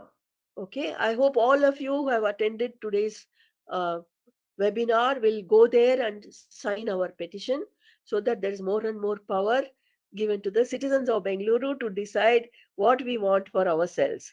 Okay, and also we've also put out a petition there asking that all of you should donate money to proceed with our court case, to challenge the GBGB in the court, because I think just giving memorandum to the governor may not be sufficient. He may still decide to give assent to the bill, in which case we will all have lost. So if all of you give funding to our petition, for to raise funds for our petition, we'll be able to hire a lawyer, maybe a very good lawyer, to challenge this GBGB in the court, which is the only final authority for any constitutional violation that can be happening. Okay, so let us preempt them passing this law and imposing it on us. So let us all combine together and fund this challenge to the bill through a PIL, and also support us in whatever we are trying to achieve. Thank you all so much for giving me this opportunity. Thank you, ma'am. That was such an informative and a very wonderful presentation, very thought provoking presentation. Participants, if you have any questions, please ask the resource person. Oh, yeah, did I overshoot my time? No, ma'am, it's okay. Ma'am, Okay, I we did. have a question from Mayur Dhurpate. He asks, Okay. there is a Supreme Court case going on for conducting BBMP elections. Do you know status of this, or will we have orders from court anytime soon for conducting elections? Yes, they better hurry up with the decisions, because, I must tell you that when Justice Abhay Oak was our Chief Justice in the High Court, in 2020 itself, when the tenure of the last BBMP Council came to an end in September 2020, somebody challenged it in the court and said, why have elections not been held to BBMP? And Justice Abai Oak was so courageous and so forthright. He said, and the government advocate told him, "Oh, sir, we want to reorganize Bengaluru. We want to delimit the wards. We want to, do the reservation again and all that." So Justice Oak said, "Whatever restructuring you want to do, you do it after the election. First, you hold the election as per the constitution. Okay, you were supposed to hold it before the tenure ended of the council. September 2020 tenure is ending. You should have held the election in August itself." And so Justice Oak was so clear. He said, you do the restructuring afterwards. That will become valid for the next election. But now you hold the election. But even without accepting that ruling of Justice Oak, the government went to the Supreme Court and said, "Oh, we are doing all this. Please give us more time to hold the election." And somehow I wonder how the Supreme Court put a stay on Justice Oak's order and said, "Okay, you take some more time." And that has been pending now for 4 years. Now, hopefully, now, at least now, that case is going to be heard again. Hopefully, they will give a proper ruling and say, "You take away this GBGB and you first hold the election." If they do that, it will be very good for us. Professor Yeah. Jagannath has raised his hand. I'll just allow him mic. Yeah, sir, go ahead. Am I audible? Yes, sir. Yes, yes. Uh, at the outset, let me thank Jain University. I'm a doctoral awardee from Jain. I must thank my topic was on climate resilient water security. I'll come to the point, Madam. Many thanks. You have been a crusader like our Almitra Patel. You see, I'm Oh my referring to God. Almitra. No, no, no. No, I want to refer you to Almitra Patel reference because I was involved in the process. See, way back in '89, we had University of Amsterdam and KCST coming together for a field level survey for 3 cities, which culminated into municipal solid waste management rules. Coming to Yes. the point here, Madam, I think there is one big shortcoming in the whole process, Madam. That is, as you know, the driving force at Bangalore is really the real land sharks. Yes. They can mutilate anybody and everybody, and even threaten the activists that you will be no more in 5 minutes. You withdraw. The sort of, I don't want to quote Luckily, that actual luckily, I have not incidents. been threatened so far. Okay. So let me come to one final say and also draw the attention of all the participants that you see we are already 75% participating in this component in this webinar. Madam, one thing shortcoming is we have failed to ignite a citizen or civic sense at community level. Community level is, let's say, a movement like in street plays and all schools, colleges. So you see, even in festivals, fairs, this role of citizens in the city is lacking, madam. That is one thing. We do haba ಮಾಡ್ತೇವೆ. Sorry for using Kannada communication. ನಾವೆಲ್ಲ No ಮಾಡ್ತೇವೆ, problem. But ಅಲ್ಲಿ ಜೀವನ ಶೈಲಿ ಇಲ್ಲ. ಅಂದ್ರೆ ನಮ್ಮ ನಗರ ನಮ್ಮ ಕೈಲಿದೆ ಅನ್ನೋ ತರ ಇಲ್ಲ. Our cities in our hand is totally lacking. For example, you give such a call, you contribute 1 rupee or 10 rupee or 100 rupee to fight the case because that is the reality. See, you don't have money even to fight the case because if you want to fight the case in High Court and Supreme Court, it goes to crores of rupees. And I cannot imagine how civic can do that. So I want to conclude by saying that all stakeholders, academicians, professionals, practitioners, they must be given one small dosage, or in Abdul Kalam's language, ignite the spirit of our city in our hand and what is our hand doing. I think that would be a more fitting way of response to your such a concerted effort. It is not one effort of civic. Civic is an indication, an icon of civic sense for so many decades. It could be Lakshman Rao time, when for the first time the lakes problems were raised. Until recently, I am of the opinion so much of hype and ink, paper, and readers' time is getting wasted as a new form of pollution, if you ask me. So with that, I want to close by saying that Jain University, I want to thank being an alumni, and more of a ripples or a waves-like activity of this at street level, Vatara level are necessary, madam. Thank you very much for giving so much of an insight. And if the law of the land respects anything of a constitution, they must come to our rescue. Thank you very much. Thank you for the nice words about civic. We're very proud to hear that from you. And what you say is absolutely right, that the citizens are unaware. Like today morning, I actually went to a summer camp of school children and told them so many things about citizen, rights and citizen awareness and what they should do to claim their rights. So, and I'm very happy that I'm very happy that Jain College has done this with their students, creating awareness. This needs to be done in every college.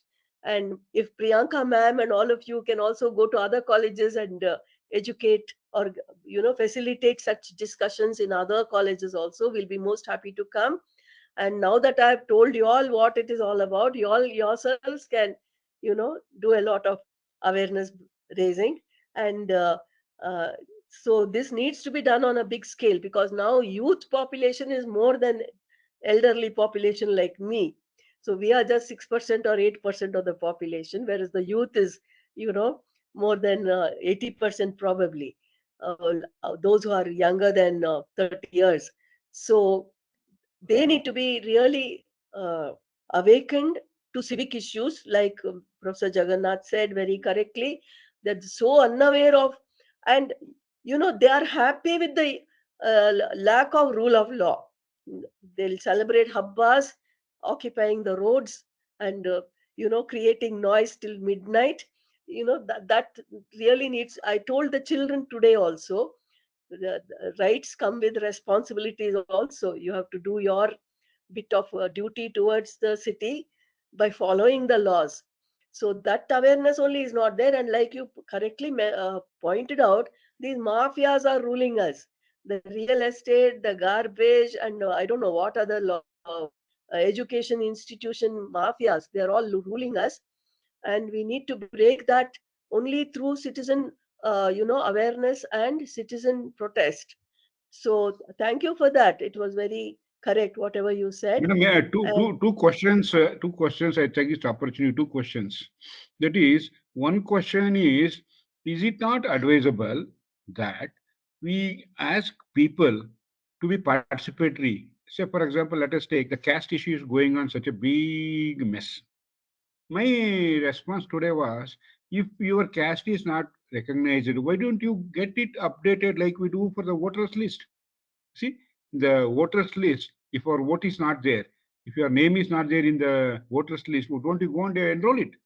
You do that so that participation is the key to sustainability. That is my first question. Second question is, these persons who do not respect the rule of the law, we must go for non-cooperation movement, as Jefferson, learned from Thoreau. And Thoreau was a great teacher for Gandhi. What they did was, is it not advisable for young people to go no cooperation movement? No cooperation movement means we will not respect you unless you respect the law of the land.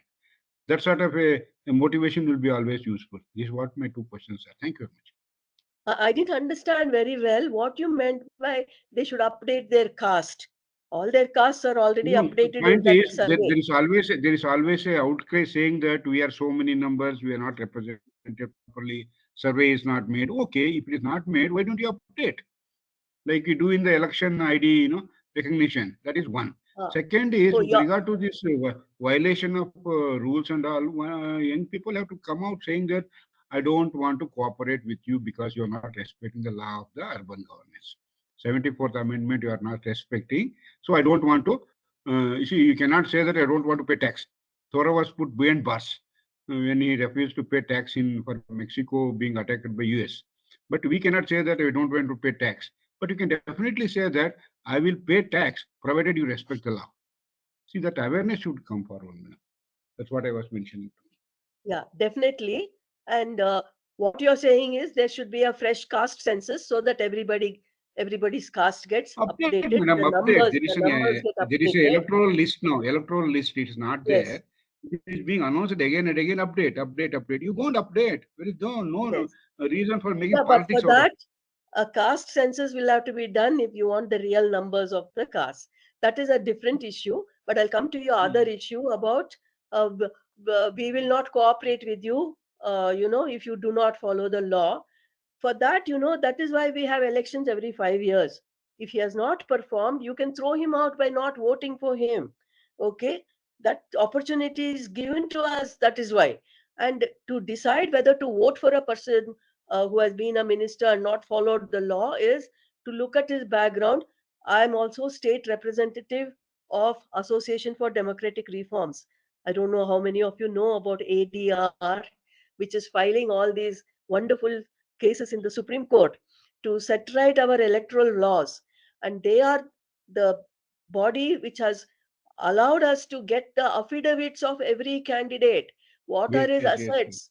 What are his yes, criminal cases? What are the criminal cases pending against him?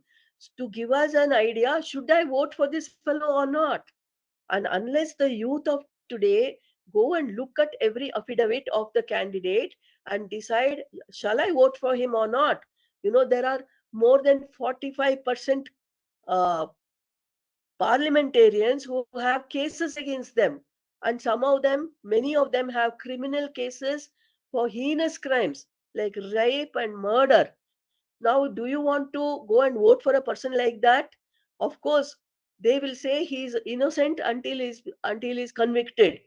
But you can decide, do I want a person of such doubtful character to sit in the parliament and make laws for me? If he is a lawbreaker, how can he be a lawmaker? That's a fundamental question.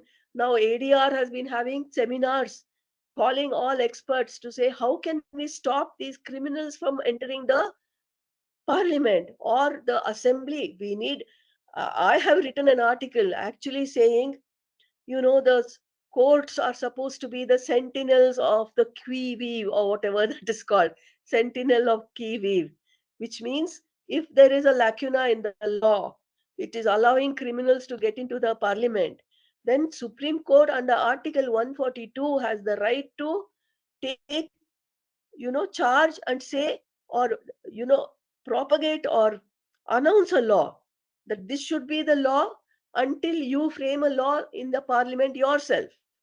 So why hasn't the Supreme Court done it? I feel like questioning, because how can they sit and see that the constitutional morality is being violated, no?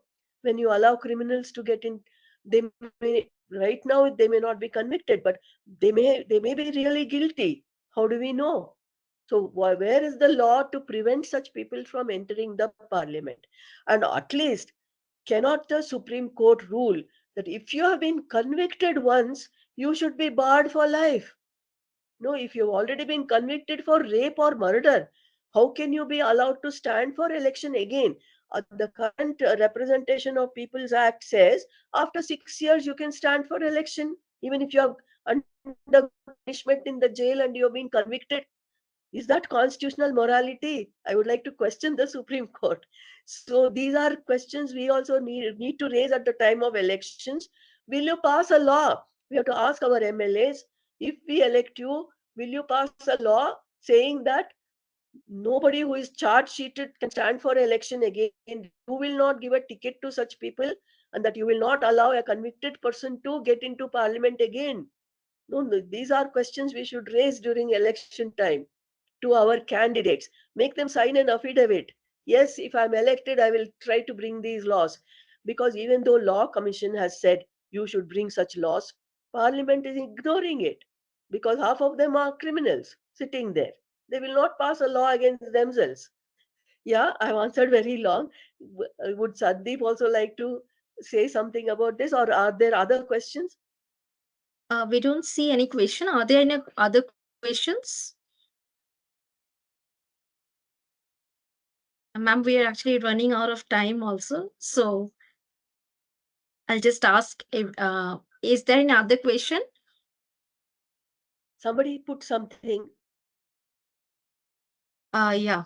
From Mayur Dhurpate, he asks that state government have lot of powers over city municipality, can even suspend BBMP. Why will state government and CM give up the power then, especially when Bengaluru has only 24 MLA seats out of 224? Yeah, yes, that is also a loophole in the law where it says that if the state government doesn't like a law or a decision resolution passed by the municipality, they can rescind it. That is wrong. Unless it is unconstitutional, why do they have the power to rescind it? They should allow the municipality to make its own pass its own resolutions, and that is a weakness in the law. That way they are trying to keep control over the local government, but they cannot supplant the whole total municipality and take control of all the decision making. This exemption is there only for resolutions passed by the municipality, which they can rescind. Yeah, and they can at most supersede the municipality for 6 months, not more. Not like now. The administrator is ruling Bengaluru since 4.5 years. So that is totally violative. At most, they can rescind or supersede municipality for 6 months. Why have they not followed that? Yeah. Sandeep, would you like to add anything?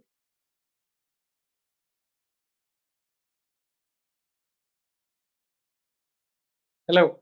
Yeah, I think all the points that Kathyayini madam has raised are very important because they address issues of self, what do you call that, of democracy, basically. And as I earlier said, there are two aspects to a democracy. One is constitutionality and one is rule of law. If these two are missing, there is no democracy. And if laws themselves are lacking and if the courts are not stepping in, then we've lost a very precious opportunity to correct. And but eventually, all institutions in a government respond only if there is a public demand. And as the earlier gentleman was saying, why aren't we protesting? Why aren't we, raising a public call, collective call? These are important things for the youth to actually think about because, uh, see, most transformations, most revolutions have largely been led by youth. And if youth lose connect with the needs of the time, then we will not have an effective change.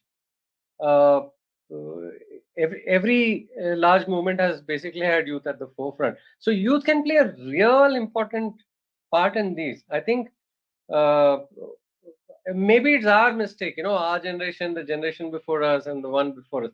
I think after independence, most people went on a holiday, the citizens. They said, okay, now we have our own government, our people here, everything will be right. It was a big mistake. They didn't factor in what the warning that Gandhiji himself had said. We don't want brown faces doing what the white faces were doing before us. And that actually happened, and corruption set in, too much of centralization of power. And as power gets centralized, they don't want to give up. In fact, that's what happened in colonialism. They centralized all the power, and the rulers got extremely corrupt. But unfortunately, we didn't learn from the past. We repeated it because we didn't have the third tier of governance, fourth tier, and power got centralized at the state level and the central level. And you see how difficult it is to take it back. So, a popular demand, in my opinion, is something that's very important. Uh, we have failed you, frankly, our generation, the generation before us. And I think the youth now should actually take the mantle and start generating a mass demand for the essentials, the local self government, planning institutions, capacity building for planning. See, cities around the world have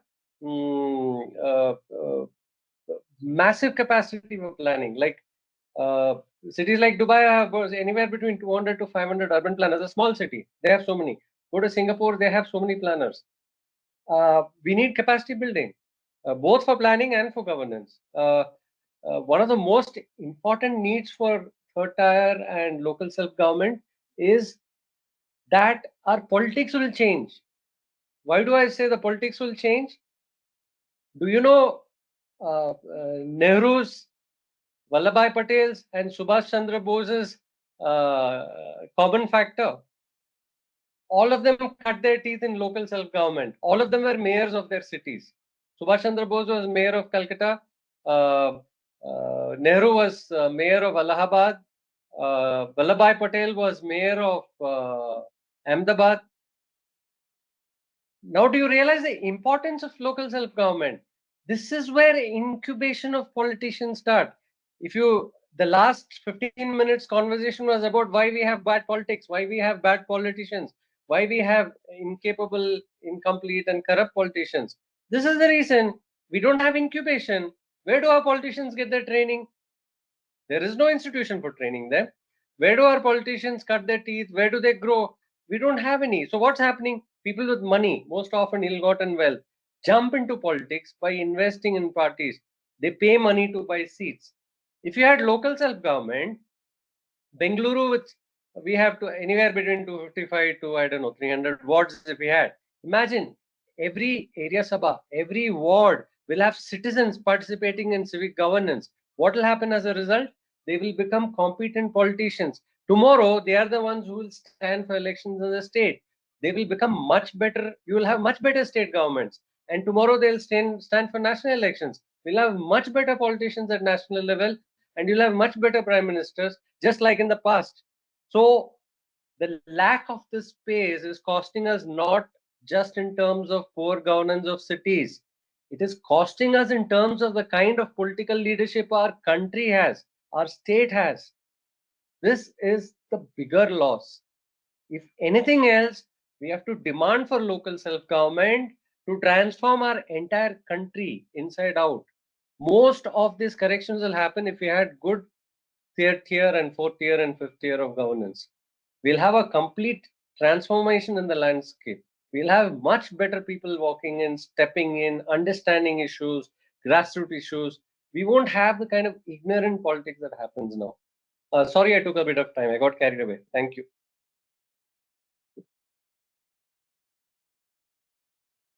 Uh, Thank you, sir. Thank you, ma'am, for such a wonderful presentation. I now call upon my colleague, Dr. Sneha Yadav, for delivering the formal vote of thanks. Over to you, Sneha. Thank you, Dr. Amrita. First and foremost, I would really like to thank Kathyayini ma'am and Sandeep sir for such a wonderful session. It was truly an eye-opening session for all of us. We have learned so much today. I'm sure all of us present here will agree on this, and we are still absorbing on it. So a big thanks to ma'am and sir for this session. Formally, I would like to present the vote of thanks today. On behalf of all the principal officers of Jain deemed to be university, I extend a heartfelt gratitude to our distinguished speakers, Ms. Kathyayini Chamaraj ma'am and Mr. Sandeep Anirudhan sir, for sharing their deep insights and experiences around the Greater Bengaluru Governance Bill. Your commitment to democratic values, constitutional integrity, and citizen-led governance has truly inspired us all today. Thank you for helping us unpack not just the technicalities of the bill, but more importantly, its implications on urban democracy, decentralization, and everyday lives of Bengaluru citizens. To our participants, I would like to thank all of you for your enthusiastic presence and thoughtful questions.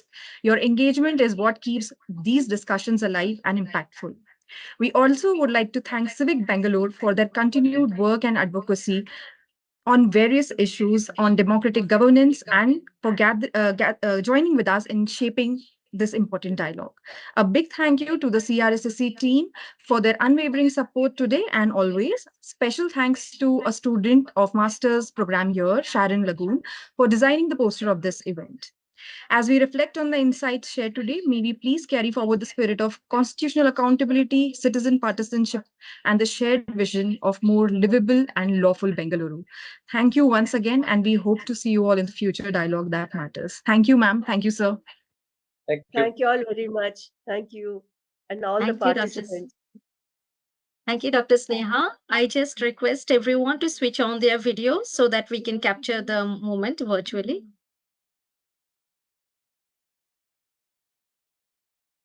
Yeah, please share the photo with us.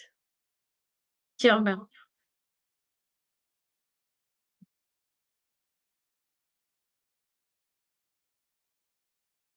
Hold on.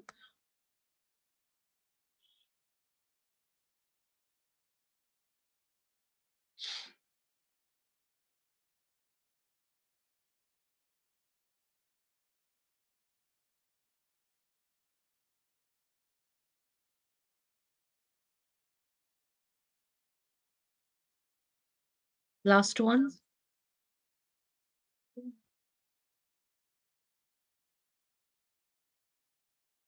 Not many people are on video. Thank you all. Have a great evening ahead. Feedback form, just Yeah. Participants, just hold on for 2 minutes. We're just trying to fix this. Thank you. Bye. Bye bye. thank you, sir. Thank you, ma'am. Thank you all. Bye. Have a good evening. Have a great evening ahead. Good evening, ma'am.